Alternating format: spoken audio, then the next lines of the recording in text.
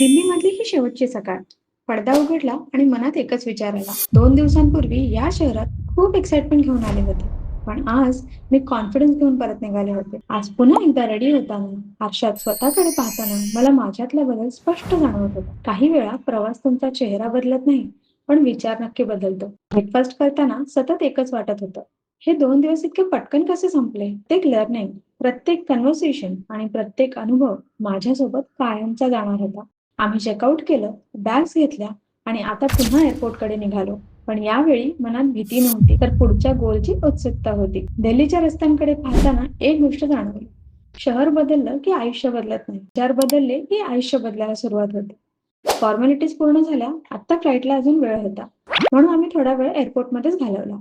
या संपूर्ण प्रवासात द्वित माझ्यासोबत प्रत्येक क्षणी होता.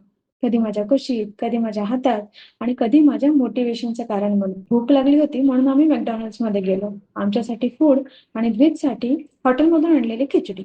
आई कुठेही गेली तरी तिची प्रायोरिटी आधी मुलंच असतात. सो इथे आम्ही माझी स्टुडंट म्हणजेच माझी मैत्रीण सिद्धीला बाय म्हणालो.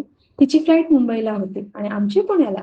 2 दिवस एकत्र घालवल्यानंतर निरोप देतानाही एक वेगळीच भावना होती. पण खरं सांगावं तर तिच्या असण्यामुळेच माझा हा प्रवास आणखी सुखकर झाला. फ्लाईटला अजून खूप वेळ होता आणि तो वेळ द्वितने पूर्ण एअरपोर्ट आपलंच प्लेग्राऊंड बनवलं. आणि टॉयज, नवीन लोक आणि त्याची निरागस मस्ती. आम्ही फक्त त्याला पाहत होतो आणि तो प्रत्येक क्षण जगत होता. आणि मग ती अनाउन्समेंट झाली. आता पुन्हा एकदा आकाशात झेप घेण्याची वेळ आली होती. येताना मला फ्लाईटची खूप भीती वाटत होती. प्रत्येक आवाज, प्रत्येक हालचाल सगळंच नवीन होतं. पण आता ती भीती पूर्णपणे निघून गेली होती. कदाचित फक्त फ्लाईटची नाही, तर आयुष्याची सुद्धा. फ्लाईटने पुन्हा एकदा उड्डाण घेतलं आणि मी खिडकीबाहेर पाहत बसले.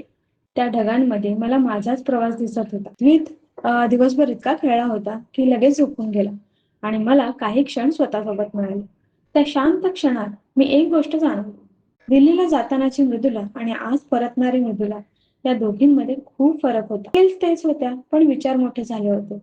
कॉन्फिडन्स वाढला होता आणि स्वतःवरचा विश्वास आणखी मजबूत झाला होता. मग आम्ही पुण्याजवळ पोहोचलो.